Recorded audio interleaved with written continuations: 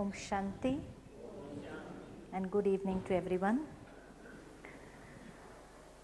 Today it's a pleasure for me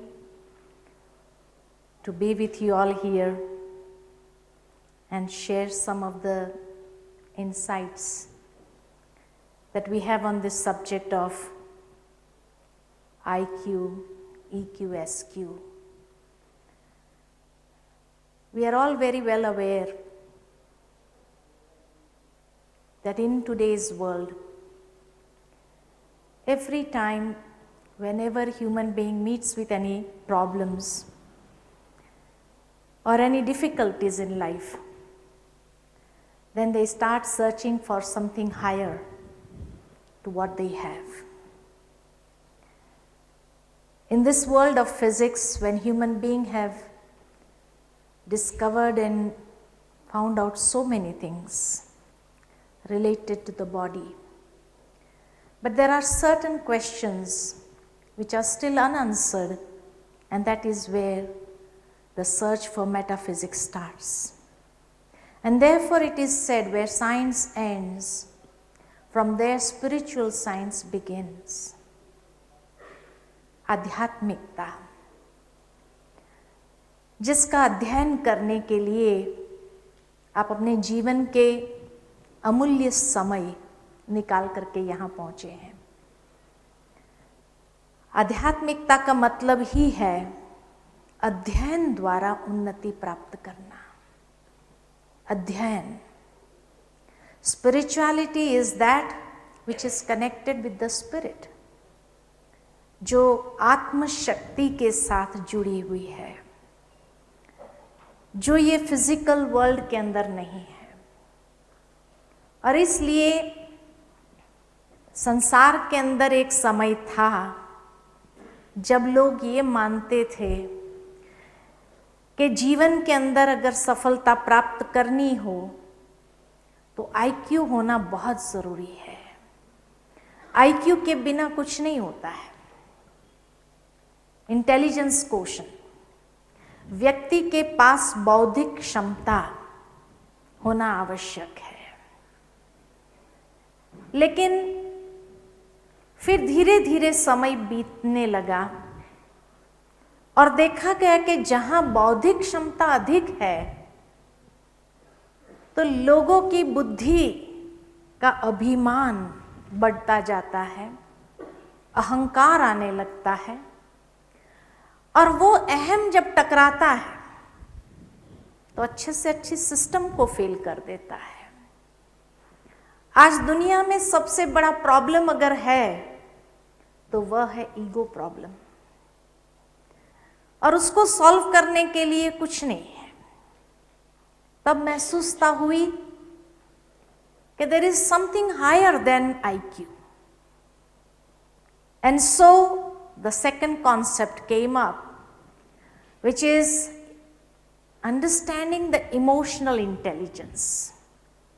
व्यक्ति के जीवन के पहलू में एक हिस्सा है जिसको कहते हैं भावनात्मक क्षमता, जो बौद्धिक क्षमता से भी ऊपर है। और इसलिए जब भावना के आधार पर लोग काम करेंगे, एक दूसरे के साथ मिलकर चलेंगे, तो शायद प्रॉब्लम्स कम क्रिएट हो। और इसलिए आज भी दुनिया के अंदर इमोशनल इंटेलिजेंस के बारे में काफी डिमांड है, परंतु देखा जाता है कि जहां भावनाएं बहुत हो जाती है तो कभी कभी भावनाओं में बहने लगते हैं लोग, वो भी गलत है। भावनाओं में बह जाना, व्यक्ति अपनी बौद्धिक क्षमता को वहां यूज नहीं करता है, सोचा इसका बैलेंस जरूरी है। इसलिए ये शब्द हमारे सामने आया, इमोशनल इंटेलिजेंस। लेकिन अब महसूस होने लगा कि इन दोनों से भी कुछ और ऊपर है, और तब एक और कॉन्सेप्ट आया MQ का। MQ माना मॉरल क्वोशंट। मॉरालिटी भी कुछ है, व्यक्ति के अस्तित्व का आधार है मॉरलिटी। मॉरल क्वोशंट जरूरी है, लेकिन धीरे धीरे अब महसूस होने लगा है कि इन सबको मिलाने वाला एक क्वोशंट है, और वो है spiritual quotient, SQ। Spiritual quotient means IQ plus EQ plus SQ plus MQ is equal to SQ, जहां तीनों का बैलेंस लेकर के जीवन में चलने वाली बात है। आध्यात्मिकता धर्म से काफी ऊपर है। धर्म में हमें नहीं ले जाते, धर्म में कई प्रकार के बैरियर्स, बाउंड्रीज आ गई है, लेकिन आध्यात्मिकता इन सब बाउंड्रीज से ऊपर हो जाती है। और इसलिए ये 3 क्वेश्चन हमारे सामने हैं: intelligence question, emotional question, light पीछे की बंद करे तो अच्छा रहेगा, और स्पिरिचुअल क्वेश्चन। लेकिन ये शब्द जब पढ़ने लगते हैं तो कुछ मिस्टेक नजर आती है। कोई मिस्टेक है? हाँ, क्या मिसिंग है? नहीं, मॉरल तो मिसिंग है। हाँ, इंटेलिजेंस में आई कैपिटल हो गया है, उसको छोटा करना चाहिए, है ना? और उसको छोटा करने का एक ही आधार है, ऊपर एक बिंदी लगाने की जरूरत है। शायद जीवन में भी ये अहम के टकराव में आई जब बड़ा हो जाता है तब अहंकार का टकराव होता है। So are we prepared to change that I? आप लोग ये कॉन्फ्रेंस में आए हैं, ये आई को चेंज करने के लिए तैयार हो? क्योंकि तभी कुछ प्राप्त करके जाएंगे, कुछ लेकर के जा सकेंगे, झोली भर करके जा सकेंगे। महसूस होगा जैसे झोली भर गई। जीवन में यही कहा गया है कि the will to win is important, but the will to win is not worth a penny if we don't have the will to prepare ourselves. जीवन के अंदर जीतने के लिए भी अपने आप को तैयार करना बहुत जरूरी है। अगर वो तैयार करने की क्षमता ही न हो, या सूझ न हो, समझ न हो, तो कभी जीत नहीं पाओगे जीवन के अंदर। Are we prepared for the lengthy voyage we have embarked upon that journey which we call as life? जीवन एक यात्रा है, और इस यात्रा के अंदर जितना ये आय को छोटा करके चलते रहेंगे उतना ही प्रॉब्लम्स कम हो जाएंगे जीवन के अंदर। नहीं तो प्रॉब्लम्स हर रोज नया स्वरूप लेकर के हमारे सामने आएगा। हर रोज व्यक्ति को जीवन में कहीं ना कहीं रिग्रेट करना पड़ेगा, अफसोस करना पड़ेगा, और सोचेगा कि क्या करें आगे। IQ जब हमारे सामने इसकी खोज हुई, लोगों ने जब समझा कि हाँ IQ जरूरी है, तो IQ का मतलब है कि the individual ability to understand complex ideas. जरूरी है कि मुश्किल से मुश्किल बात को सहज रीति से हम समझ ले जीवन के अंदर। To overcome obstacles by careful thoughts. जीवन के अंदर सुलझे हुए विचारों को लेकर के हम समस्याओं का समाधान प्राप्त कर सके। And engage in various forms of reasoning. जो भी बातें आती है, जरूर है कि कोई ब्लाइंडली हमें फॉलो नहीं करना है, लेकिन हर बात के पीछे जो तर्क है, उस तर्क को भी यूज करते हुए, रीजन करते हुए आगे बढ़ना है। ये जरूरी है। और ये चीज जीवन के अंदर संसार में 1904 में बिनेट और साइमन ने कुछ टेस्ट डेवलप किए जिससे व्यक्ति के आईक्यू लेवल का पता चले, और उसको लेकर के इस संसार के अंदर काफ़ी इन्वेंशंस हुई, डिस्कवरीज हुई। लेकिन ये सारी डिस्कवरीज और इन्वेंशन के बाद एक महत्वपूर्ण सवाल जो हमारे सामने होता है कि क्या आज मनुष्य अपने जीवन में खुश है? क्या कहेंगे? जीवन में खुश है? नहीं है। क्यों नहीं है? हमारी दादी जी आपसे मिलेंगे, आदरणीय हृदय मोहिनी दादी जी मिलेंगे आपसे, शायद आज ही आप सबके सामने शाम के इनॉग्रेशन में प्रेजेंट रहेंगे। वो हमेशा एक बात बहुत अच्छी सुनाते हैं कि खुशी गायब क्यों हो जाती है। मनुष्य जीवन है, खुशी हमारी अनमोल चीज है, लेकिन ये खुशी गायब क्यों हो जाती है? जो व्यक्ति का नेचुरल नेचर, जिसमें रहना चाहते हैं हम, जिसका अनुभव करना चाहते हैं, लेकिन ये गायब क्यों हो जाती है? कहाँ गायब हो जाती है? 5 सवालों में गायब हो जाती है। जब भी कोई बात हमारे सामने आती है तो हम 5 सवाल पूछना चालू करते हैं। क्यों हुआ? क्या हुआ? कहाँ हुआ? कब हुआ? कैसे हुआ? ये 5 सवाल, हाँ, जहाँ तक आपका प्रोफेशन है वहाँ आप अगर उस बात को लेकर के पूछते हैं वो अलग चीज़ हो जाती है। लेकिन जब उस चीज़ को भी हर जगह अप्लाई करना शुरू कर दिया, कोई समस्या आती है ना, तो वहाँ भी हम ये 5 सवाल आरंभ करते हैं और उसको खोदना, बात को खोदना चालू करते हैं। और जितना बात को खोदते जाएंगे, खोदते जाएंगे, खोदते जाएंगे, उसके बाद खुशी रहेगी। उसमें आपको कई चीजें मालूम पड़ेगी जो मालूम नहीं होनी चाहिए थी, और उस समय फिर जब मालूम होती है तब आप यही कहते, इससे तो नहीं पूछा होता था तो अच्छा होता था, कम से कम सुखी। तो अब तो इतना टेंशन बढ़ गया है, जो नहीं जानना था वो भी जान लिया, उसके बाद नींद तो आएगी नहीं, खुशी गायब हो जाएगी।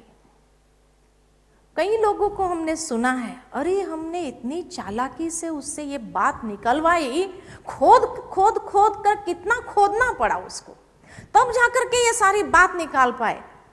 लेकिन बात निकालने के बाद क्या हुआ? क्या प्राप्ति हुई? कहीं वो खुशी गायब तो नहीं हो गई? तो समझदारी तो उसी में है कि खोद खोद खोद करने का जो एक स्वभाव बन गया है मनुष्य का, बातों को खोदने का, उन बातों को खोदने का छोड़ दे तो खुशी बनी रहे जीवन में, है ना। वो इंटेलिजेंस कहाँ यूज हो रही है? वो इंटेलिजेंस जो यूज हो रही है, उससे जो मिल रहा है, उससे हमारी शांति गायब हो रही है, सुख गायब हो रहा है, संबंधों से प्रेम गायब हो रहा है, खुशी गायब हो रही है। तो लाइफ क्या रहेगी इनके बिना? सुख, शांति, खुशी, आनंद, प्रेम के बिना लाइफ क्या होंगी फिर? तो इसलिए कहा कि मनुष्य ने अपनी इंटेलिजेंस को किस दिशा में यूज किया, और इसलिए प्राप्ति क्या हुई? स्ट्रेस, गुस्सा, चिड़चिड़ापन, यही प्राप्त होने लगा है आज उसको।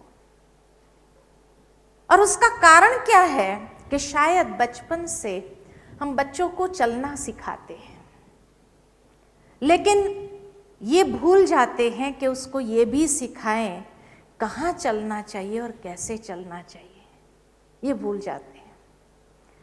एक बहुत सुंदर इंसिडेंट याद आता है कि एक बार एक छोटा बच्चा था, अनाथ था, किसी गाड़ी की टक्कर लगी और उसके पैर डैमेज हो गए, फ्रैक्चर्ड हो गए,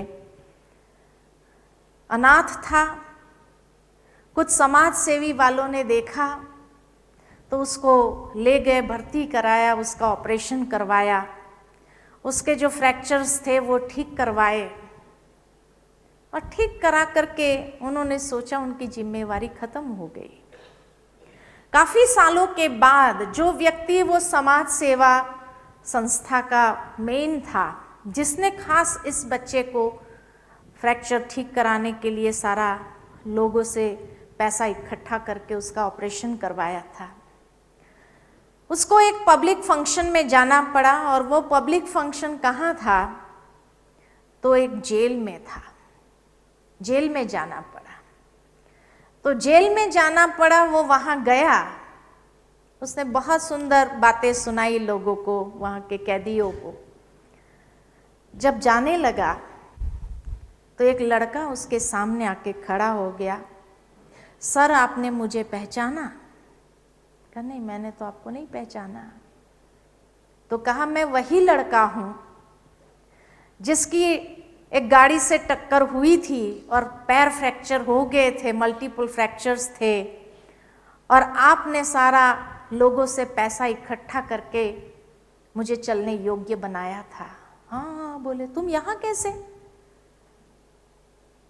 कहा शायद आपने मुझे चलने योग्य तो बना दिया था, लेकिन मुझे ये नहीं सिखाया कि मुझे जीवन में चलना कैसे होगा, कहाँ चलना होगा, ये नहीं सिखाया मुझे किसी ने। इसीलिए आज मैं यहाँ पहुँच गया हूँ। तो शायद यही हम लोगों के साथ भी होता है कि जीवन के अंदर हम चलना सीख लेते हैं, लेकिन वो कैसे चलना चाहिए, कहाँ चलना चाहिए, ये हम भूल जाते हैं या कोई हमें सिखाता नहीं है। कई बार कई लोग आकर के हमसे कहते हैं हमारे बच्चे आजकल हमारी सुनते ही नहीं है, सुनते ही नहीं है। हम उसको एक ही सवाल पूछते हैं, आप अपने बच्चों की कितना सुनते हो? भाई पहले हमें सुनना पड़ेगा ना उनको। सबसे बड़ा सवाल यही है कि जब वो स्कूल से आता है और टीचर की या कोई स्टूडेंट की बातें सुनाता है, हम सोचते हैं फालतू बातें कर रहा है, हमारा टाइम वेस्ट कर रहा है। लेकिन उसके लिए वही चीज इंपॉर्टेंट है। वो उस चीज को बताना चाहता है कि उसने क्या किया, कैसे, किसको। लेकिन हमारे लिए वो हम कहते चुप बैठा भाई, फालतू बातें मत सुनाओ, सारा दिन हम काम करके आए हैं। अब उसकी बातें सुनते नहीं हैं हम। उसको जो चाहिए वो ला करके दे दिया, लेकिन उसकी बातें सुनने का टाइम नहीं है हमारे पास। अब वो बच्चा कहीं तो सुनाना चाहता है, अब आपके पास टाइम नहीं है उसकी बातें सुनने का, वो किसी फ्रेंड को सुनाता है, वो फ्रेंड उसकी बातें सुनता है, और इस तरह संग दोष में आता है। जो सुनता है उसके ऊपर उसको विश्वास होने लगता है कि ये व्यक्ति मुझे समझ रहा है, ये व्यक्ति मुझे सुनता है। तो जो व्यक्ति जिसका सुनता है उसके ऊपर उसका विश्वास बनने लगता है, और इसलिए फिर वो जैसे कहता है वैसे वो करता है। और फिर जब आपको पता चलता है, आप उसको कहते ये संघ में जाने की कोई जरूरत थी, तब वो बच्चा क्या कहता है, अरे इसके ऊपर मुझे जितना भरोसा है ना उतना आप पे बरनी है, आपके ऊपर भी नहीं है। क्यों? क्योंकि आपने टाइम। और हर बच्चे की आज क्या शिकायत है, मेरे माँ बाप के पास मेरे लिए टाइम नहीं है।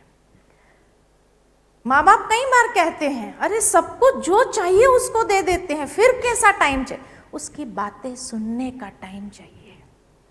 भले हमें फालतू लगती है वो बातें, लेकिन शायद उसी से हम उसका विश्वास जीत सकते हैं कि उसकी फालतू बातें सुनो भले आप, लेकिन उससे उसका विश्वास जो आप पर डेवलप होता है, उसके बाद वो आपकी बात ही सुनेगा, दूसरे किसी की बात नहीं सुनेगा। लेकिन आप उसकी बात नहीं सुनेंगे, जो सुनेगा उस पर उसका विश्वास बन जाएगा। और इसीलिए वो अगर उसको भटका देता है तो भटक भी जाता है ना? भावार्थ ये कि शायद यही गलती हमारी जीवन के अंदर हो जाती है। और इसलिए तो उसके बाद जब दूसरा समय आया, भावनात्मक क्षमता, इमोशनल क्वोशंट, 1990 में डैनियल गोलमेल ने इस बात को स्पष्ट किया कि इमोशनल इंटेलिजेंस किसको कहा जाता है। It makes us aware of hours and others feelings. भावनात्मक रूप से एक दूसरे के प्रति हम जागृत होने लगते हैं। और it gives empathy, motivation, compassion and an ability to respond skillfully to pleasure and pain. कि हर प्रकार की परिस्थिति में किस तरह बैलेंस से चलना है, ये सिखाता है। ये है इमोशनल इंटेलिजेंस। और इसलिए आज दुनिया में ये मान्यता है IQ से EQ बहुत ज़रूरी है। अब लोग EQ टेस्ट करने लगे हैं कि ये व्यक्ति की भावनात्मक क्षमता कितनी है। और देखा गया है कि दुनिया के अंदर जिन्होंने भी बिजनेस सक्सेसफुली मैनेज किए हो, उसका कारण उसका IQ हाई था ये नहीं, उसका EQ लेवल बहुत हाई था। चाहे वो अंबानी हो, धीरूभाई अंबानी है, भले वो इतना उस समय ये नहीं थे, लेकिन उसका EQ लेवल बहुत हाई था। लोगों को समझ पाते थे और लोग भी उसकी बातों को समझ पाते थे। इसी तरह कई दुनिया के अंदर आप देखेंगे इंडस्ट्रियलिस्ट है, बहुत सक्सेसफुल है, शायद उनकी एजुकेशनल क्वालिफिकेशन इतनी नहीं होगी, लेकिन फिर भी वो सक्सेसफुल इसलिए हुए क्योंकि उनका EQ लेवल बहुत हाई था। दूसरा ये कहा जाता है कि persons having Williams syndrome, they may have low IQ level उनका बहुत कम होता है, परंतु उनके अंदर जो एक्स्ट्रा ऑर्डिनरी टैलेंट्स होती है, वो एक दूसरे की भावनाओं को, और खास करके जो म्यूजिकल इंस्ट्रूमेंट्स बजाने वाले होते हैं, उनकी भावनात्मक क्षमता बहुत ऊंची होती है। वो म्यूजिक के अंदर भी उस फीलिंग्स को क्रिएट कर लेते हैं। उनका IQ लेवल इतना हाई नहीं था, लेकिन आज दुनिया में बहुत सफल हो गए। तीसरा कहा जाता है कि people of high EQ are comfortable with themselves, outgoing, happy and have good interpersonal relationship. स्वयं में भी खुश रहते हैं, खुशी से चलते हैं जीवन के अंदर, अपने आप में भी बहुत कंफर्टेबल फील करते हैं और अपने संबंधों में भी बहुत अच्छी तरह से एक दूसरे के साथ संबंध को निभा सकते हैं। और ये देखा गया है कि दुनिया के अंदर आज लोग, they are hired for their IQ but fired because they don't have EQ। इतने ईगो प्रॉब्लम्स जब उनके क्रिएट हो जाते हैं तो उनको फायर कर दिया जाता है, प्लीज यू कैन लीव। यहाँ आपके भले IQ लेवल बहुत हाई है, लेकिन आप नहीं चल सकेंगे, इसलिए उनको निकाला जाता है।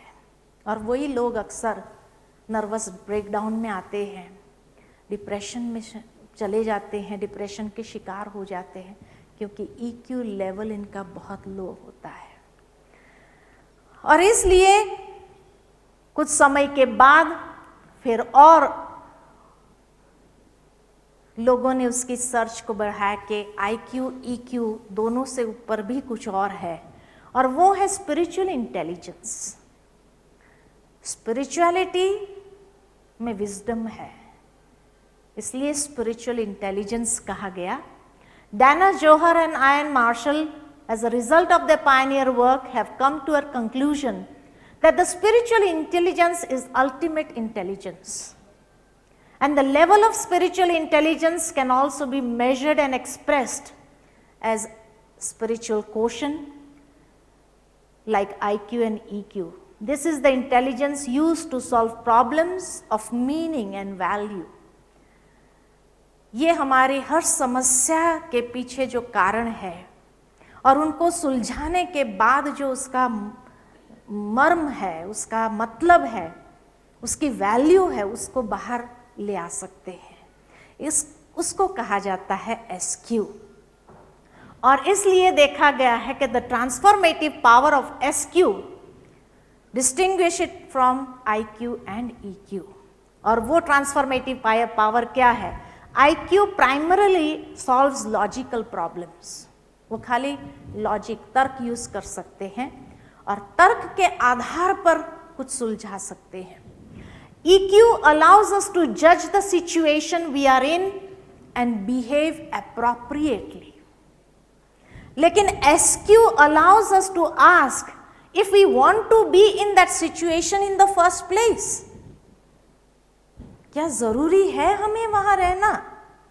कहीं हम अपना टाइम, अपनी एनर्जी सब कुछ वेस्ट तो नहीं कर रहे हैं?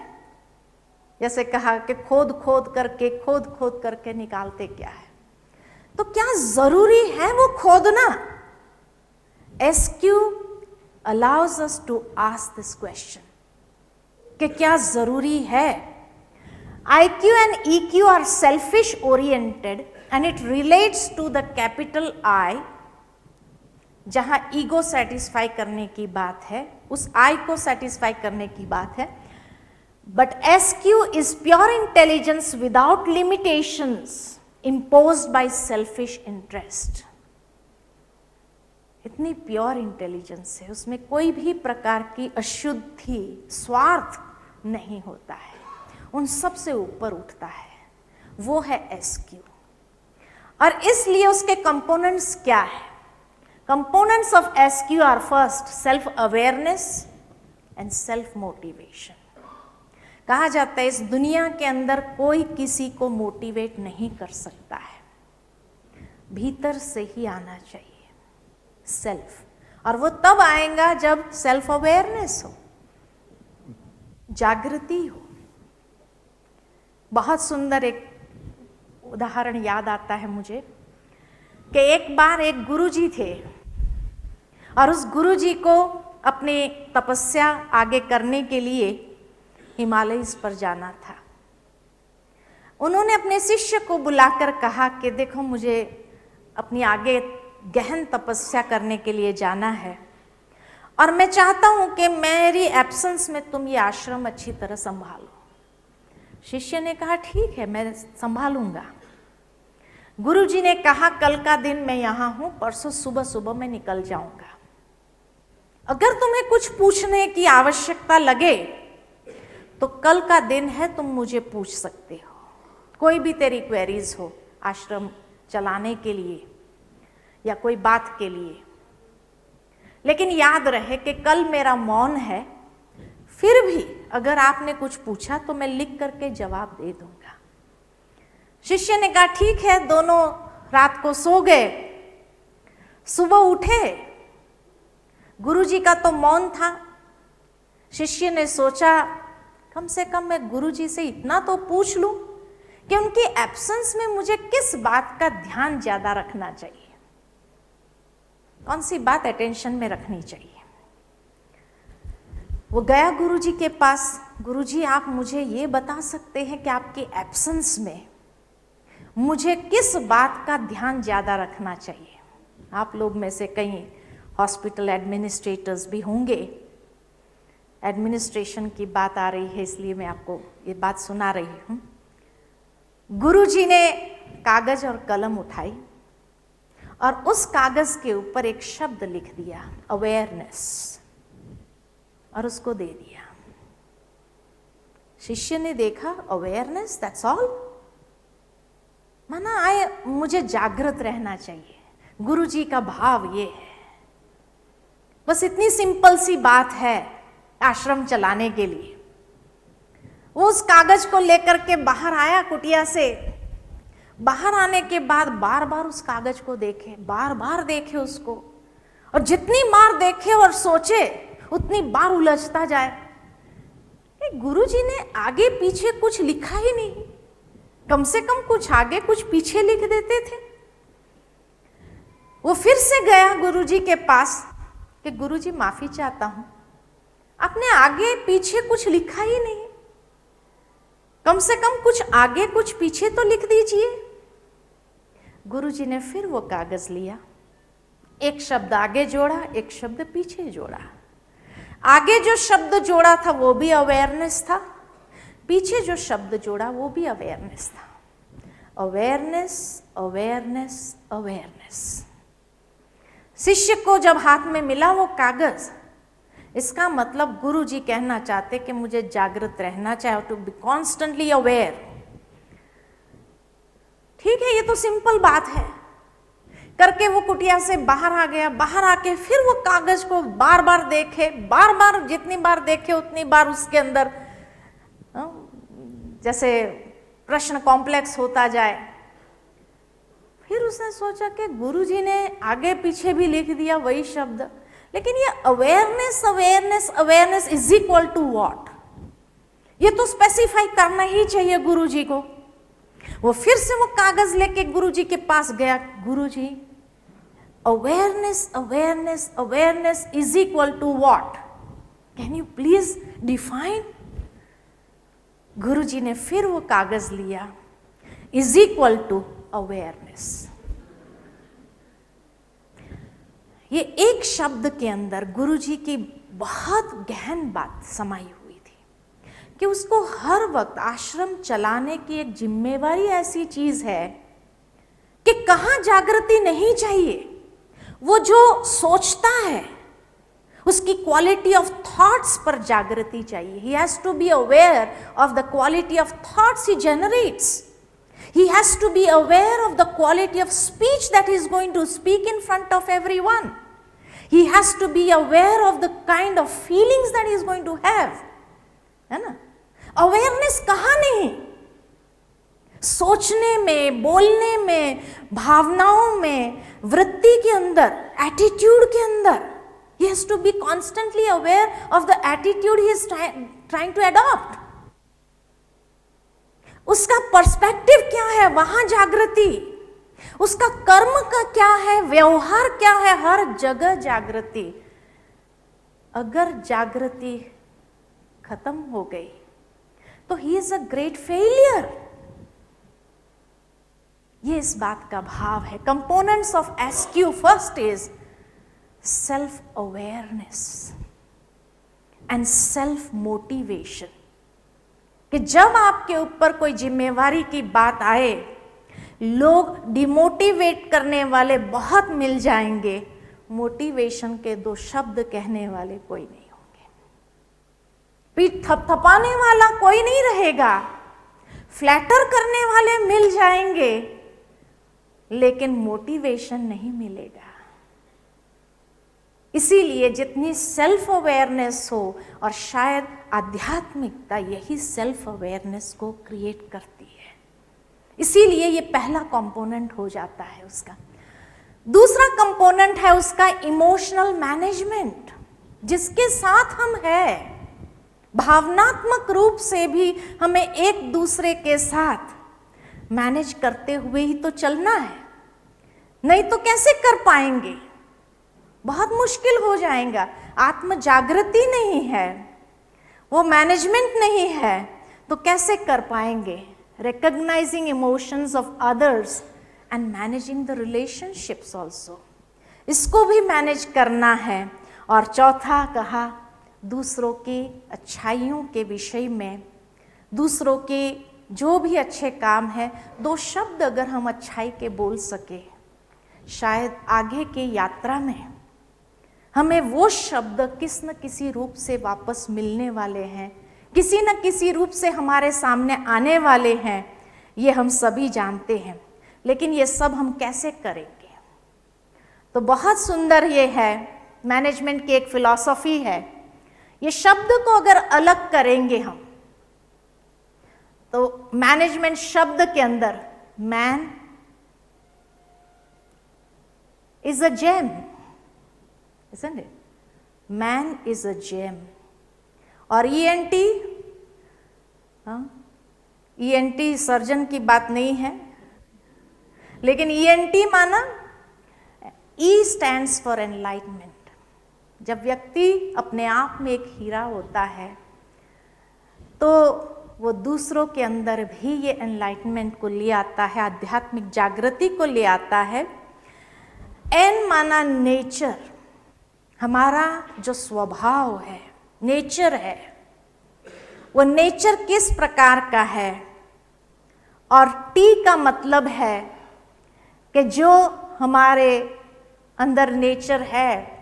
आप कल सुबह के सत्र में आत्मा के लेसन में समझेंगे कि आत्मा का निज स्वभाव कौन सा है, निज स्वरूप कौन सा है, और उस निज स्वरूप के आधार से कैसे हमें एक दूसरे के साथ व्यवहार में आना है, कैसे हम एक दूसरे के साथ आगे चल पाएंगे, भावनाओं को मिलाते हुए चल सकेंगे।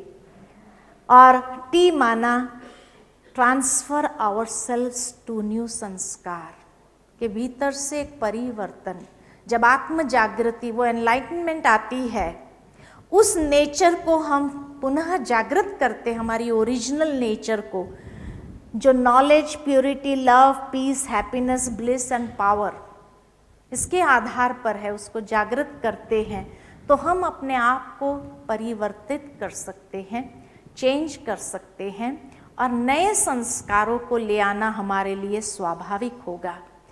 देखा गया है higher spiritual truths are to be experienced. ये कहा जाता है we may talk and reason all our lives but can not understand a word of truth unless we experience it ourself. जब तक हम उसको अनुभव नहीं करेंगे तब तक कुछ नहीं है। कितना भी व्यक्तियों के पास ज्ञान हो, भंडार हो, लेकिन उस चीज का अनुभव नहीं है तो कुछ नहीं है। आध्यात्मिकता हमें वो क्षमता देती है उसको अनुभव करने की, उस अनुभव में जाने की क्षमता प्रदान करती है। और इसलिए उसका बेसिस क्या है? तो basis of spirituality is we are essentially spiritual beings trying to have human experiences by asking certain fundamental questions like who am I, हम कौन है, हमारा वो रियल स्वरूप क्या है। दूसरा है वेयर एम आई गोइंग, जीवन के अंदर हमारी मंजिल क्या है, कहां जा रहे हैं। और तीसरा है what do others mean to me, दूसरे मेरे लिए क्या मायने रहते हैं, उनका मेरे जीवन के अंदर क्या महत्व है। इन बातों को, ये 3 सवाल, और उसमें ये पहला सवाल who am I, since ages, सदियों से ये बात अभी तक मनुष्य के सामने है, ये सवाल हर एक के सामने है, कौन है हम। बाह्य स्वरूप से व्यक्ति अपने आप को बहुत अच्छी तरह जानते हैं, लेकिन उसके बावजूद भी ये सवाल है, क्या जानना है।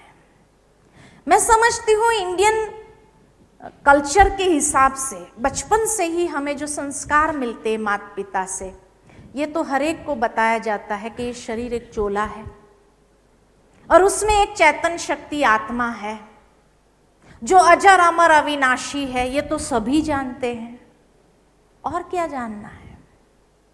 और सबसे महत्वपूर्ण सवाल ये है कि उसको जानकर फायदा क्या। चलो आत्मा का ज्ञान है, नहीं है, is it going to make any difference in my life, कुछ प्राप्ति होगी। अगर नहीं जाना तो कोई नुकसान होगा। क्यों जानना चाहिए? आज की जनरेशन को अगर हम कह दें क्यों, उनका सबसे पहला सवाल क्यों, वो बात याद आती है महाभारत की कि अर्जुन जैसा एक वीर योद्धा था जिसने अनेकों युद्ध अकेले हाथ जीते, परंतु जब महाभारत का समय आया तो वो इतना नर्वस हो गया, डिप्रेस्ड हो गया कि बार बार भगवान से विनती करने लगा मुझे ये युद्ध नहीं करना है। उस समय क्या कहेंगे, उसका कॉन्फिडेंस खत्म हो गया। भगवान उसके साथ थे, विजय उसकी निश्चित थी, फिर ऐसी मनोदशा, तो क्या भगवान पर उसको भरोसा नहीं रहा? क्या कहेंगे? इस डिप्रेशन वाली स्थिति क्यों थी उसकी? ये फियर क्यों था उसको? न आत्मविश्वास कम हुआ था, न भगवान पर विश्वास कम था। और उस समय उस मनस्थिति से बाहर निकालने के लिए सबसे पहला ज्ञान दूसरे अध्याय में भगवान ने उसको कौन सा दिया? आत्मा का ज्ञान दिया। चौथे अध्याय में परमात्मा ने अपना परिचय दिया। छठे अध्याय में उसको ध्यान योग बताया, राजयोग सिखाया, और धीरे धीरे उसकी मन स्थिति में परिवर्तन आने लगा और मोटिवेट हो गया, युद्ध करने के लिए तैयार हो गया। जीवन भी एक संघर्ष है, याद रखिए, जीवन भी एक संघर्ष है, जहां हमें कई युद्ध लड़ने पड़ते हैं, कई संघर्ष करने पड़ते हैं। जीवन के कई संघर्षों को तो पार कर जाते हैं, लेकिन जीवन के कई मोड़ ऐसे भी आते हैं जब व्यक्ति थक जाता है, उदास हो जाता, निराश हो जाता है और भगवान के सामने जाकर यही प्रार्थना करता है, हे प्रभु, ये संघर्ष कब तक? अब नहीं करना है मुझे युद्ध। ऐसे समय पर ही ये आत्मा का ज्ञान मोटिवेट करने का एक साधन बन जाता है। ये आध्यात्मिक ज्ञान ही उसको मोटिवेट कर सकता है, उसको उस डिप्रेशन वाली स्थिति से बाहर ले आ सकता है। तो आध्यात्मिकता होनी चाहिए, नहीं होनी चाहिए? होनी चाहिए कि नहीं होनी चाहिए? होनी चाहिए। क्यों नहीं होनी चाहिए? और इसलिए यही सिखाया गया है कि ह्यूमन प्लस बीइंग। ह्यूमन जब कहते हैं, human means humus, soil, body, and being is the soul, the source of unique light, and life means the communion between the soul and the body. Mind body medicine conference है आपकी, और ये communion की real understanding आपको इस conference में मिलेंगी। शरीर की वास्तविकता को हम बहुत अच्छी तरह जानते हैं कि शरीर की वास्तविकता ये 5 तत्व है। ऑक्सीजन चाहिए क्योंकि ये शरीर बना है ऑक्सीजन से। अगर ऑक्सीजन नहीं है तो उसका रिप्लेसमेंट दूसरा कोई गैस नहीं चलेगा। पानी चाहिए क्योंकि 60 to 70% of this body contains water. 80% the brain contains water. इसलिए पानी चाहिए। व्यक्ति जब पानी पीता है तो सोच के नहीं पीता है कितना पीना है, लेकिन जैसे ही अंदर का वाटर लेवल बैलेंस हो जाता है कि अपने आप ग्लास छोड़ देता है, एक्सेस नहीं पीता है, कल के लिए चलेगा। तो ये 5 तत्व जीवन जीने के लिए आवश्यक है, क्योंकि यही शरीर की आइडेंटिटी है, यही शरीर बना है जिससे। इस तरह इस शरीर के अंदर जो चेतन शक्ति आत्मा है, आत्मा को भी शरीर में जीवन जीने के लिए कुछ चाहिए या नहीं चाहिए? शरीर को 5 तत्व चाहिए। जीवन जीने के लिए आत्मा को भी कुछ चाहिए। क्या है वो आत्मा? शरीर माना ये 5 तत्व, तो आत्मा की रियल आइडेंटिटी कौन सी है? इसलिए कहा जाता है the greatest crisis in today's world is identity crisis. व्यक्ति अपनी वास्तविकता को भूला हुआ है,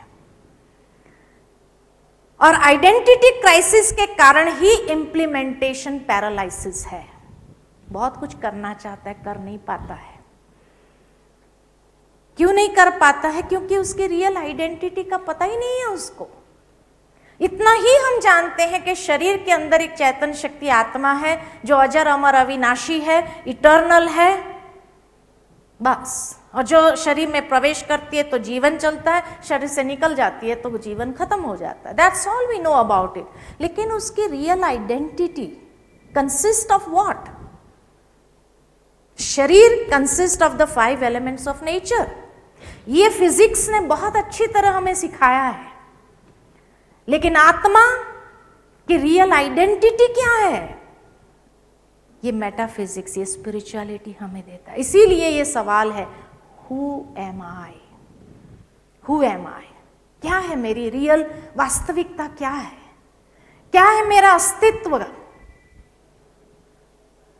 क्या है मेरी वास्तविकता, जीवन का मतलब क्या है? ये सारे सवाल जो खड़े हैं ना हमारे सामने, या बच्चे भी कि क्यों पैदा हुए हम, भगवान ने ये दुनिया क्यों बनाई, क्या मकसद था उसका ये दुनिया बनाने का, क्या दुखी करने के लिए बनाया इंसान को? कितने सवाल है which is connected to the soul, आत्मा से रिलेटेड है, अनआंसर्ड। और माँ बाप भी जब ये सवालों का जवाब बच्चों को नहीं दे पाते हैं तो क्या कहते हैं, बेकार के सवाल कहां से वो ले आता है तुम, हा? तुम्हारे जीवन का मकसद है पढ़ाई करना, पढ़ाई कर।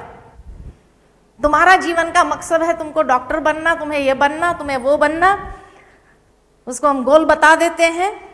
बाकी भगवान ने दुनिया क्यों बनाई, तुम ऊपर जब भगवान के पास जाओ तो पूछ लेना। यही जवाब देते हैं जब माँ बाप को मालूम नहीं, क्योंकि माँ बाप खुद ही नहीं जानते हैं, तो यही जवाब देंगे। तो वो आत्मा की वास्तविकता क्या है? आत्मा को कहा जाता है, आत्मा सतो गुणी है, द एसेंस ऑफ 7 वैल्यूज। सतो गुणी, 7 गुण, ये आत्मा की वास्तविकता है। वो 7 गुण कौन से हैं? सबसे पहला गुण है नॉलेज।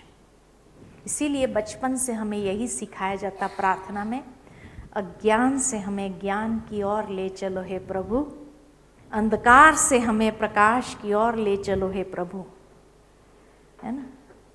ज्ञान। आज विज्ञान चरम सीमा पर है, परंतु आध्यात्मिक ज्ञान की कमी है। ज्ञान, ये मेरी वास्तविकता है। और इसीलिए शायद जीवन में हमेशा ये क्वेस्ट बनी रहती है, जिज्ञासा बनी रहती है, जानने की जिज्ञासा। हर बात में एप्पल ऊपर से नीचे क्यों गिरा, नीचे से ऊपर क्यों नहीं गया, वहां से ये सवाल शुरू हो जाते हैं। हर चीज के पीछे जानने की एक जिज्ञासा हमारी बनी रहती है, ज्ञान। लेकिन आज मनुष्य जीवन में सबसे बड़ा अज्ञान अगर है तो वह है अहंकार। Ego is the greatest ignorance in life, ego is the greatest curse in human life. मनुष्य जीवन का सबसे बड़ा अभिशाप अहम है। ये ज्ञान क्या करता है, आध्यात्मिक ज्ञान क्या करता है, क्यों चाहिए, सबसे बड़ा बेनिफिट क्या है? आध्यात्मिक ज्ञान इस ईगो को न्यूट्रलाइज कर देता है। क्योंकि ईगो के कारण कितनी मिसअंडरस्टैंडिंग्स क्रिएट होती है, ईगो के कारण कितने रिलेशनशिप्स टूटने लगी है, परिवार टूटने लगा है। ये आध्यात्मिक ज्ञान ईगो को न्यूट्रलाइज कर देता है, so that we develop a better understanding. कई मिसअंडरस्टैंडिंग्स अपने आप खत्म हो जाती, संबंध अच्छे होने लगते हैं, है ना? और कई बातें हमें समझ में आने लगती है। इसीलिए ज्ञान चाहिए, लेकिन उसके साथ साथ शुद्धि, प्योरिटी, क्योंकि यही आत्मा का तेज विकसित करती है, इसीलिए चाहिए, है ना? कई बार देखते हैं किसी दो व्यक्ति की आपस में बहुत अच्छी दोस्ती होती है, कुछ समय के बाद देखो दोस्ती टूट जाती है। अगर उनसे पूछा जाए आपकी तो बहुत अच्छी दोस्ती थी, क्या हुआ? कहेंगे बाद में पता चला ये व्यक्ति के अंदर कुछ और बाहर कुछ था। बाहर से बड़ी सफाई वाली बातें कर रहा था, लेकिन अंदर में उसका मन मैला था। I was not comfortable with him. So where are we comfortable? जहां प्योर फीलिंग्स हो, जहां प्योर थॉट्स हो, जहां पवित्र व्यवहार हो, है ना? जहां भावनाओं में शुद्धि, विचारों में शुद्धि, व्यवहार में शुद्धि है, वहां कंफर्टेबल फील करते हैं। इसीलिए शुद्धि चाहिए।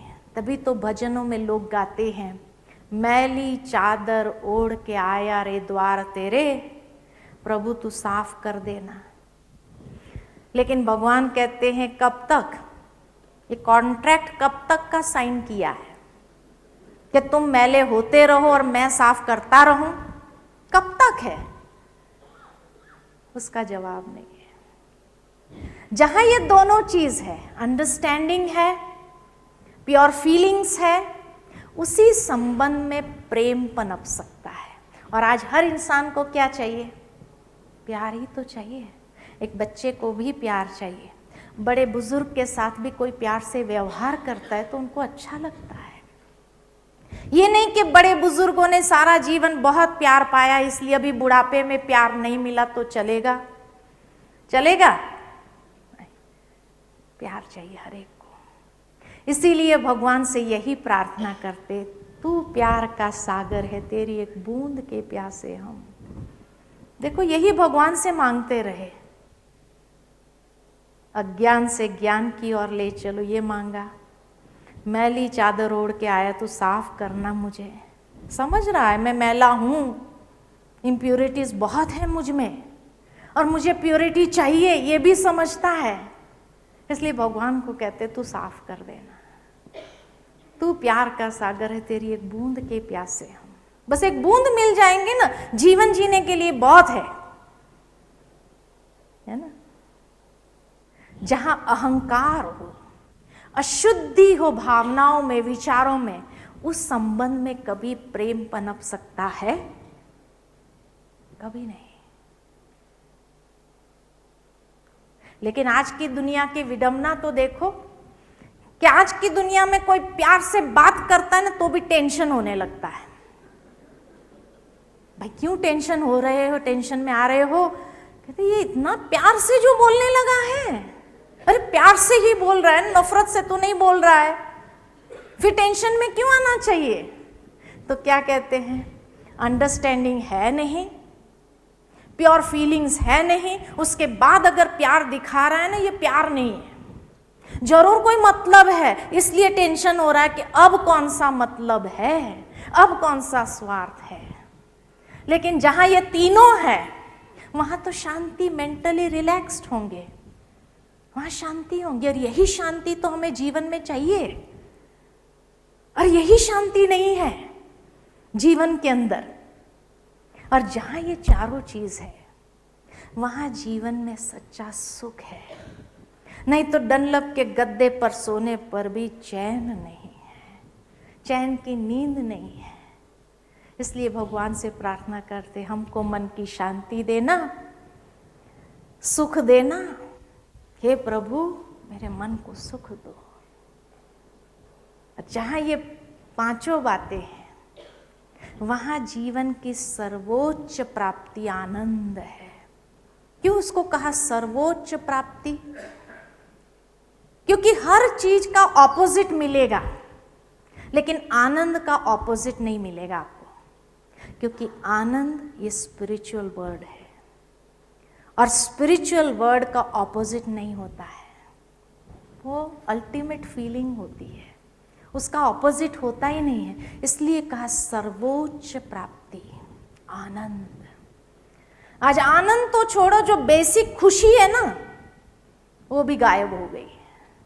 खुशी का अनुभव करने के लिए भी लोगों को लाफिंग क्लब्स ज्वाइन करने पड़ते हैं, बगीचे में जाके हंसना पड़ता है। बड़े शहरों में, घर में वो हंस नहीं पाते।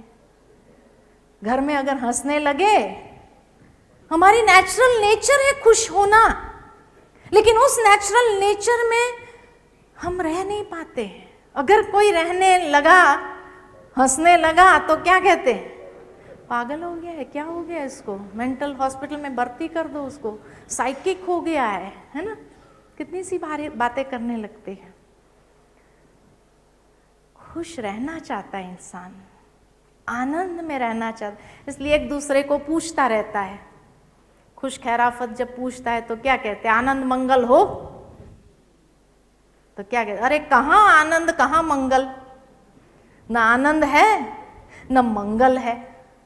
आनंद हो तो मंगल हो, आनंद ही नहीं है तो मंगल कहाँ से होगा। इसलिए ना आनंद है, फिर भगवान से रोज प्रार्थना कर, तू सच्चिदानंद स्वरूप है। हे प्रभु तू सच्चिदानंद स्वरूप है मुझे भी थोड़ा वो सत्य, चैतन्यता, आनंद दे दो। क्योंकि व्यक्ति के अंदर की चैतन्यता तभी प्रकट होती है जब वो आनंद में होता है। इसलिए कहा सत्य स्वरूप, सत चित आनंद। सत्य स्वरूप हमारा यही है। This is our real identity.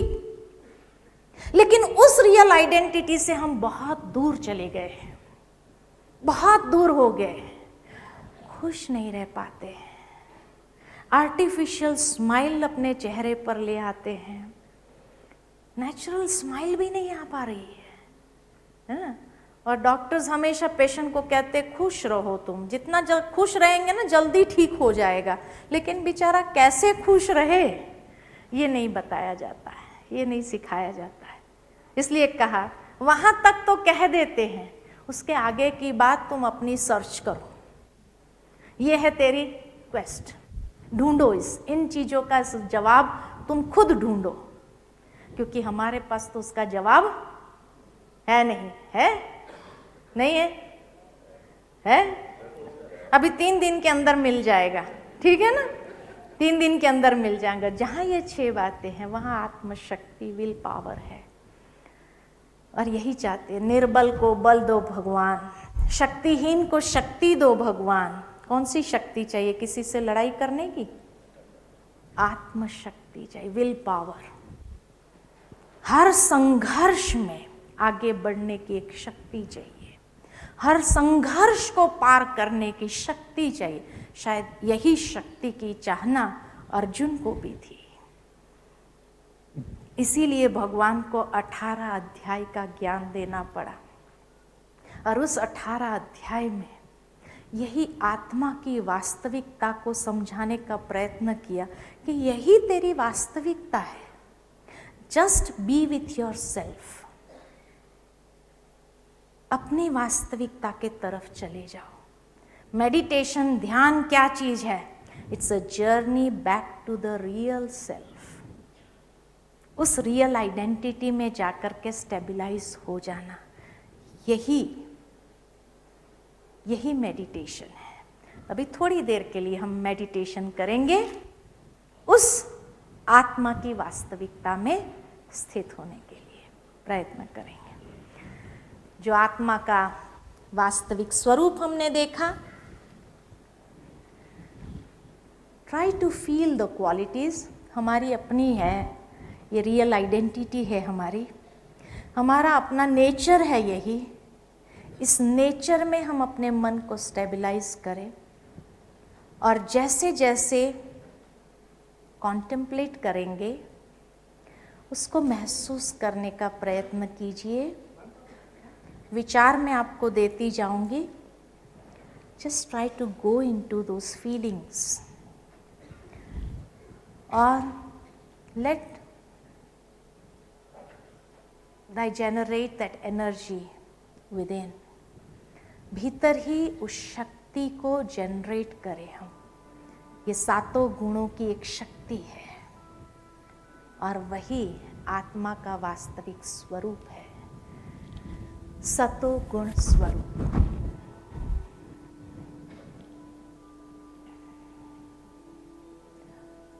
Om Shanti.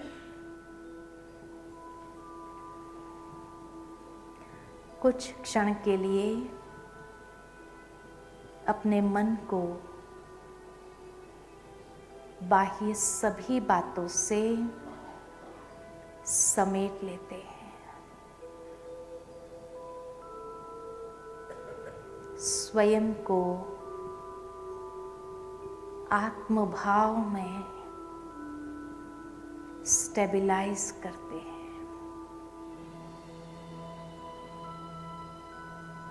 अंतर्चक्षु से स्वयं को देखो।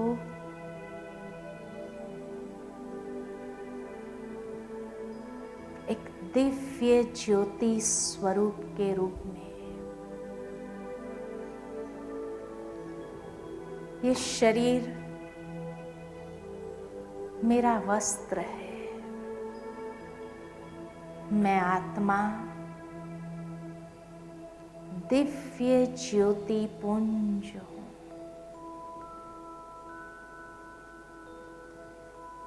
शरीर से अलग हूं, मालिक हूं।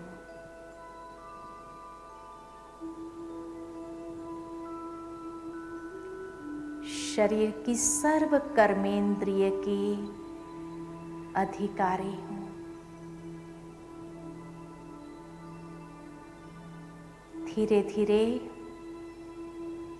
मन को ले चलते हैं एक यात्रा पर, अपनी वास्तविकता की ओर, और महसूस करते हैं अपने ओरिजिनल स्वरूप में मैं आत्मा अपने असली स्वरूप में शुद्ध और पवित्र हूं।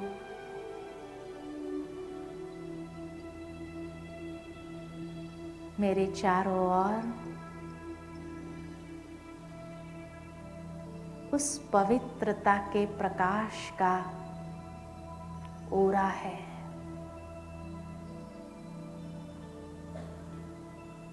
उस प्रभा मंडल में स्वयं को देखो, कितना सुंदर स्वरूप है।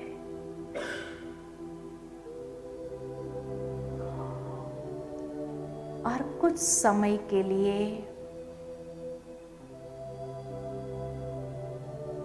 मन को बाह्य सभी बातों से शांत कर ले।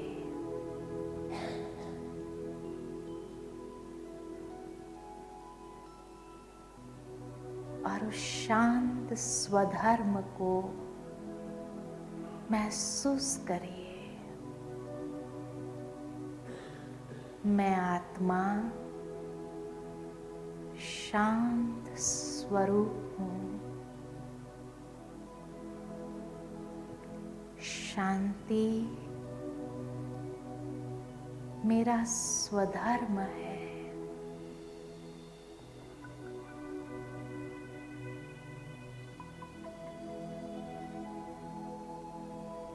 धीरे धीरे महसूस करती हूं शांति के वाइब्रेशंस को।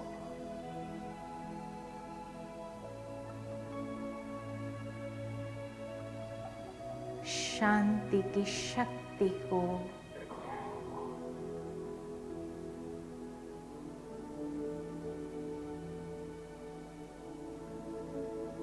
ये शांति की शक्ति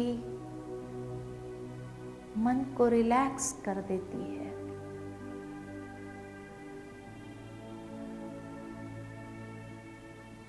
इसी शांति में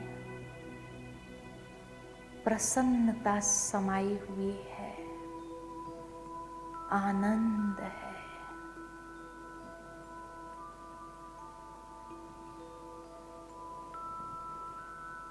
शांति में सच्चा सुख समाया हुआ है।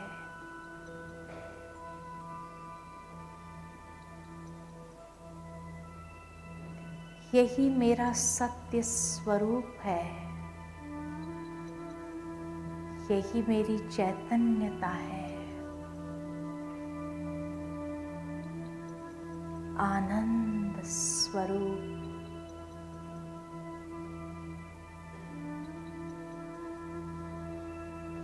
एकदम लाइटनेस फील करती हूँ, हल्कापन।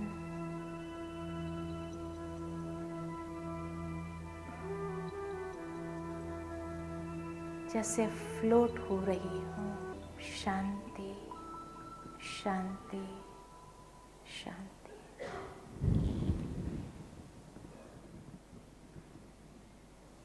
ओम शांति।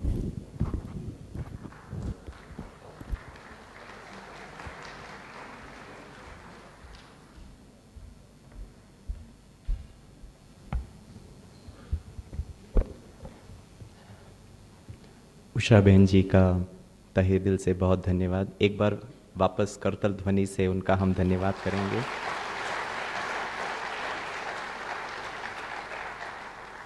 अगर मैं पूरे प्रेजेंटेशन को एक शायराना अंदाज में प्रेजेंट करूं, so what she was referring to was, तमाम उम्र गैरों से की गुफ्तगू बहुत, तमाम उम्र गैरों से की गुफ्तगू बहुत, लेकिन आज तक हमसे ना हमारी मुलाकात हुई।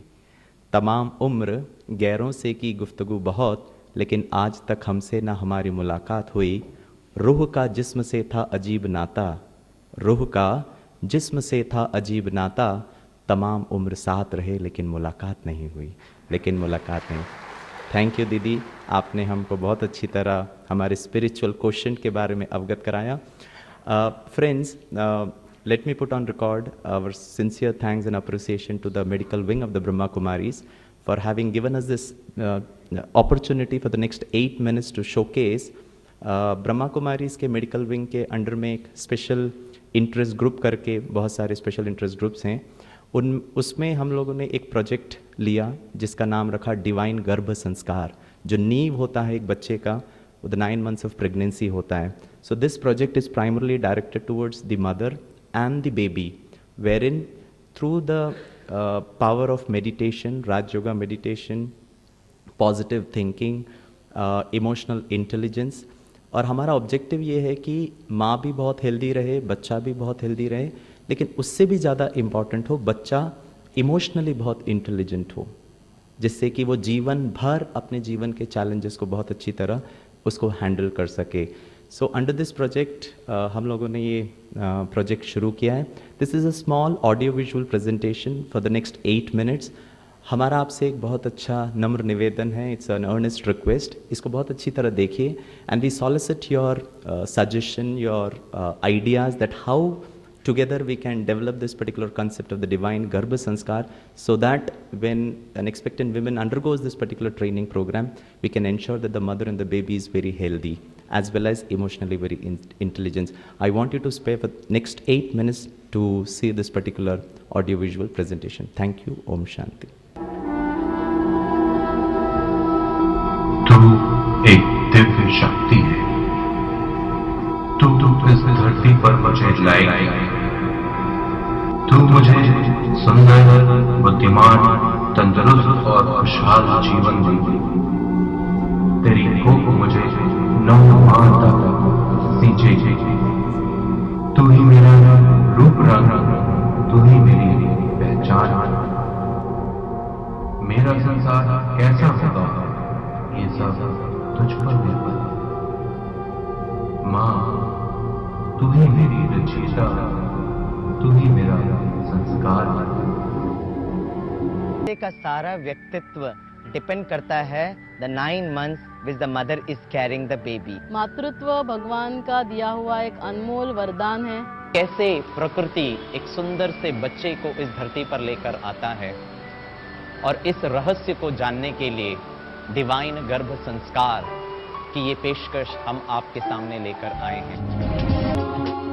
गर्भ संस्कार यानी एक ऐसा विज्ञान जिससे गर्भ में पल रहे शिशु में शारीरिक, मानसिक, आध्यात्मिक और सामाजिक गुण विकसित होते हैं। डिवाइन गर्भ संस्कार का उद्देश्य विश्व में दिव्य एवं सर्वगुण संपन्न व्यक्तित्व का निर्माण करना है, जो एक नए विश्व रचना की आधारशिला बने।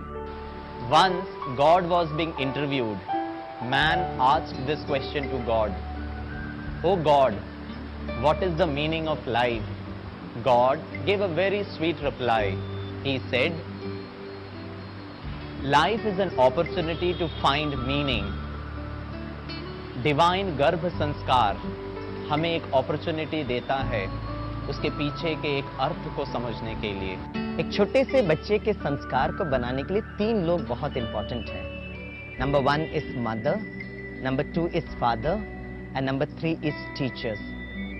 तो as parents, because they are the first teachers, ये हमें जानना बहुत बहुत जरूरी है कि हम अपने बच्चे को एक अच्छे संस्कार कैसे दे सकेंगे। शिशु का जन्म एक दिव्य चमत्कार से कम नहीं, माता पिता के बीज एवं दिव्य संकल्प से ही एक जीवन का निर्माण होता है। यही सही समय है कि गर्भ में पल रहे उस नन्हे जीवन को शारीरिक, मानसिक एवं आध्यात्मिक रूप से विकसित किया जाए, सही संस्कार दिए जाएं। प्राचीन ग्रंथों में भी गर्भ संस्कार का उल्लेख किया गया है। महाभारत हो, गीता हो, बाइबल हो या फिर कुरान। वैसे हम सब अभिमन्यु की कहानी तो जानते ही हैं। आज मॉडर्न साइंस भी गर्भ संस्कार के इस विज्ञान को मान्यता देता है। The honourable ex president of the country, Bharat Ratna doctor APJ Abdul Kalam एक बहुत अच्छी बात कहते हैं। वो कहते हैं, आज के बच्चे कल देश के भविष्य हैं। The children of today, they are the leaders of tomorrow. इससे दोस्तों ये बहुत जरूरी है कि हम अपने बच्चों को राइट इनपुट दें। और ये विशेष 2 इनपुट, एक है अच्छी स्मरण शक्ति और दूसरा है शक्तिशाली मन। हम ये भी महसूस करते हैं कि ये सभी इनपुट्स अगर बच्चों को गर्भ के समय पर ही दिया जाए, then we are sure we are going to get the desired results. गर्भावस्था हर माँ के लिए एक सुखद यात्रा हो, इस उद्देश्य को ध्यान में रखते हुए डिवाइन गर्भ संस्कार हर स्त्री को वो सब महत्वपूर्ण जानकारियाँ भी देता है। इस अवस्था में एक स्त्री को न केवल अपना बल्कि गर्भ में पल रहे उस नन्हे जीवन का भी ध्यान रखना होता है। It is well said that a healthy mother gives birth to a healthy and happy child. जैसे ही कोई महिला गर्भवती होती है, उसके मन में यही विचार आते हैं, क्या मेरे पूरे 9 मंथ्स जाएंगे, अबॉर्शन तो नहीं होगा। और जैसे ही 9 मंथ स्टार्ट होता है, ये स्ट्रेस रहता है कि क्या मेरा नॉर्मल डिलीवरी होगा, सिजेरियन तो नहीं होगा। और ऐसे विचारों से गर्भवती महिला अपना आत्मविश्वास खोती है। She is not physically, mentally and emotionally empowered. और इसीलिए डिवाइन गर्भ संस्कार का मुख्य उद्देश्य यही है, to make every pregnant lady physically, mentally and emotionally empowered, so that we can have baby who is physically, mentally and emotionally empowered। और इसीलिए साथ साथ हम 9 मंथ्स का पूरा समय विनिमय, अच्छे से अच्छे विनिमय करते हुए गर्भ के ऊपर ऐसे अच्छे से अच्छे दिव्य संस्कार करें, ताकि आने वाला हमारा बाल